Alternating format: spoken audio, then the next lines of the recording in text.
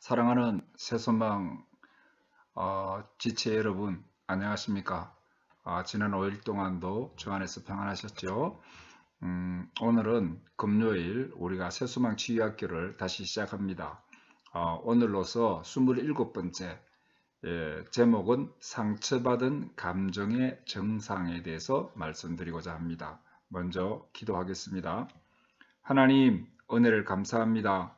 오늘도 우리 사랑하는 새소망 지체들을 사랑하시고 또 이 말씀 앞에 치유의 말씀 앞에 서게 하심을 감사합니다. 성령께서 지혜를 주시고 깨닫게 하시고 또 마음에 적용하고 또 성령의 인도하심을 따라서 회복되게 하여 주시어서 더 건강한 믿음의 삶을 사는 우리가 되게 하여 주시옵소서. 회복되게 하여 주시옵소서. 성령께서 친히 인도해 주시기만을 간절히 바라옵고 나오며 우리 주 예수님 이름으로 기도드리옵나이다. 아멘. 오늘 본문 말씀은 시편 55편 2절부터 5절 말씀입니다. 봉독해 드리겠습니다. 내게 굽히사 응답하소서. 내가 근심으로 편하지 못하여 탄식하오니 이는 원수의 소리와 악인의 압제 때문이라. 그들이 죄악을 내게 더하며 노하여 나를 핍박하나이다. 내 마음이 내 속에서 심히 아파하며 사망의 위험이 내게 이르렀도다. 두려움과 떨림이 내게 이르고 공포가 나를 덮었도다. 아멘. 우리는 지금 감정치유에 대해서 계속 말씀드리고 있습니다.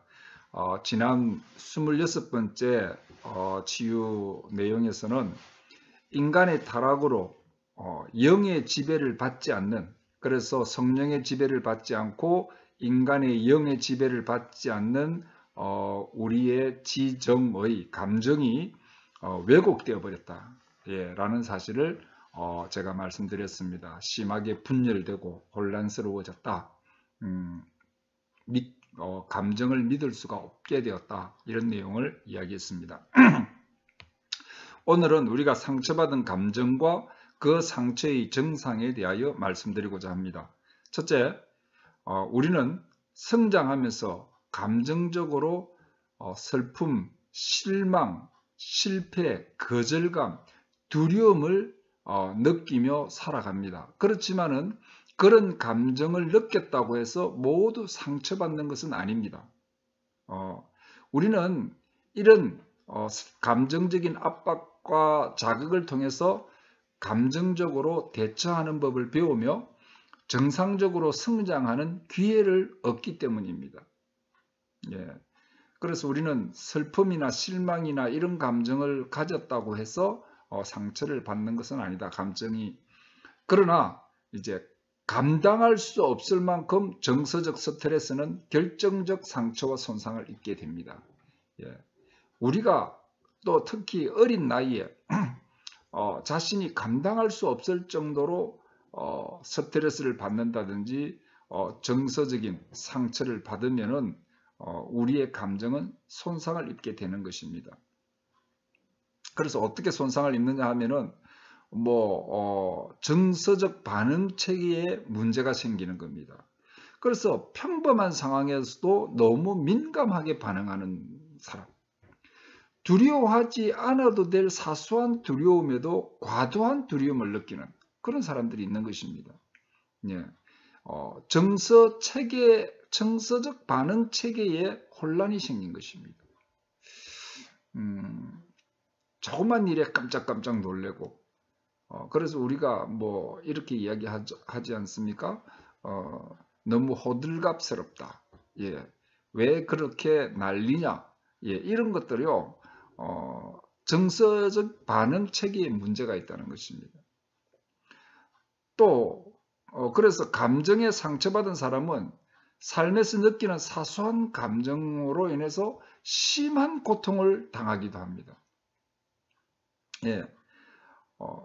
뿐만 아니라 작은 실패의 감정에도 신체적 장애를 입을 정도로 극도의 고통을 당합니다.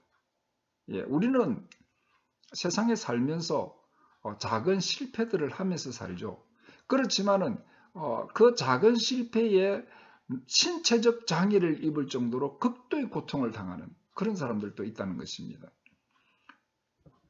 또 어떤 사람은 너무 심한 감정의 짐 때문에 아예 무감각해지고 감정이 무덤덤해지고 냉담해지는 그런 사람이 되기도 합니다. 그래서 감정적으로 무덤덤한 사람이 되는 거죠. 예, 웃을 때 웃을 줄 모르고 울어야 될 때 울 줄 모르고 따뜻한 마음을 가져야 될 때 냉담한 마음을 가지고 이처럼 이 특정한 정신적 쇼크, 감당할 수 없는 스트레스는 이렇게 감정에 심각한 상처를 주는 것입니다. 부모의 이혼이나 버림받았다든지 아니면은 성추행을 당했다든지 뭐 여러 가지 우리에게 어릴 때 우리가 생각하기에 너무 어린아이가 당하기에 힘든 감정적 쇼크, 정신적 쇼크가 이런 문제를 만들어낸다는 것입니다. 그래서 두 번째, 상처받은 감정의 증상에 대하여 말씀드리겠습니다. 왜 우리가 이 상처받은 감정의 증상을 알아야 되는가 하는 것입니다. 왜냐하면 상처받은 감정은 눈에 보이는 외상보다 더 심각한 고통이 오기 때문입니다. 우리가 손에 상처를 입었다든지 뭐 이렇게 외적으로 상처를 입어서 보이는 외상도 문제지만은 눈에 보이지 않는 감정의 상처는요, 외상보다도 더 큰 고통이 따라온다는 것입니다. 그래서 우리는 치유를 위해서 우리의 일반적인 행동이나 태도를 잘 관찰해서 상처받은 감정의 증상을 잘 이해할 필요가 있습니다. 그래서 내가 이런 감정의 상처를 받았구나. 나는 감정의 상처를 받은 사람으로 이런 증상이 나타나는구나 하는 것들, 또 다른 분들도 그렇게 그 사람을 이해하고 바라보고 도와줄 수 있는 사람이 되기 위해서 감정의 증상에 대해서 우리가 잘 알아야 될 필요가 있다는 것입니다. 첫째, 이 상처받은 감정의 증상 첫째는 대인관계에 어려움이 생깁니다. 대인관계를 할 때 과도하게 지배하려거나 소유하려는 태도. 예. 그래서 누구하고 사귀면은 그 상대방이 다른 사람하고는 절대 사귀지 말고 자기하고만 사귀기를 바라고. 예. 또 극도의 의존적인 사람이 되어서 참된 사랑을 나누는 이 건강한 대인관계가 어려워지는 것입니다. 그래서 우리는 대인관계의 어려움. 두 번째, 열등감이나 매우 빈곤한 자아상을 가집니다. 심한 부끄러움, 과격한 비판, 인정받으려는 과도한 노력, 실패에 대한 과도한 두려움. 예. 요즘 보면은 어떤 분들이 뭐 정부에 대해서 과도하게 비판하는 사람이 있고요. 또 뭐 그런 사람들을 갖다가 뭐 요즘 무슨 애국자니 또는 그런 과도하게 비판하는 것이 뭐 어떤 자신의 뭐 책임이나 되는 것처럼 그렇게 이야기하는데, 과격한 비판을 한다는 것은 열등감이나 매우 빈곤한 자상을 가진 것입니다. 심하게 부끄러워서 사람 앞에 서기가 어렵다.